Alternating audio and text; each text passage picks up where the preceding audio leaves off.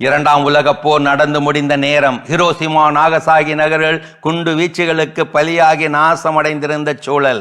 குண்டுகளை கண்டுபிடிக்க ஆய்வு ஆதாரமாக இருந்த ஆல்பர்ட் ஐன்ஸ்டைனிடம், பிரபல விஞ்ஞானியிடம் இந்த கேள்வியை நிருபர்கள் கேட்டார்கள்.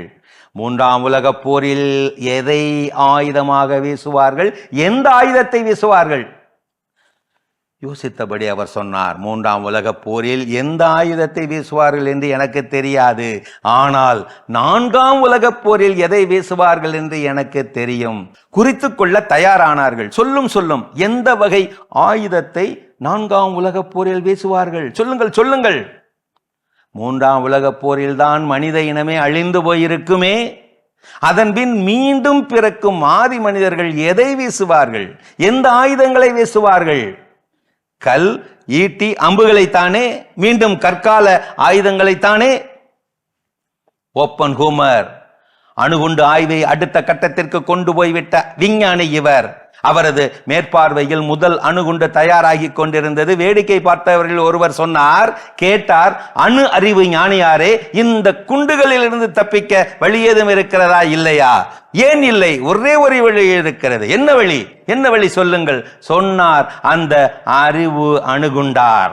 அந்த ஒரே வழி, அணுகுண்டு நம்மேல் விழுவதற்கு முன்பே நாமே செத்து போவதுதான். இப்படித்தான் ஆக்கும் கடவுள் ஆக்குகிறார், அழிக்கும் கடவுள் அழிக்கிறார். இருவருக்கும் இடையே கருவியாகி உழைத்து காலாவதியாகிறதா இந்த மனிதம்? அழிவுக்கு அறிவு வழிகாட்டலாமோ? இரும்பை யாரும் அழிக்க முடியாது. ஆனால் அதன் சொந்த துருதான் ஆரம்பித்து அதை மெல்ல மெல்ல அழித்தே முடிக்கிறது. அதுபோலத்தான் மானிடரின் அழிவு மானிடரிடத்திலேதான் ஆரம்பமாகிறது. உச்சக்கட்ட போர்க்கலை என்பது கத்தியின்றி ரத்தமின்றி எதிரியை அடிபணிய வைப்பதுதான். அன்பு குண்டுகளை ஆங்காங்கே வெடிக்க வைப்பதில்தான். இதயத்திலே அன்பு குண்டுகளை தூவ வைப்பதில்தான்.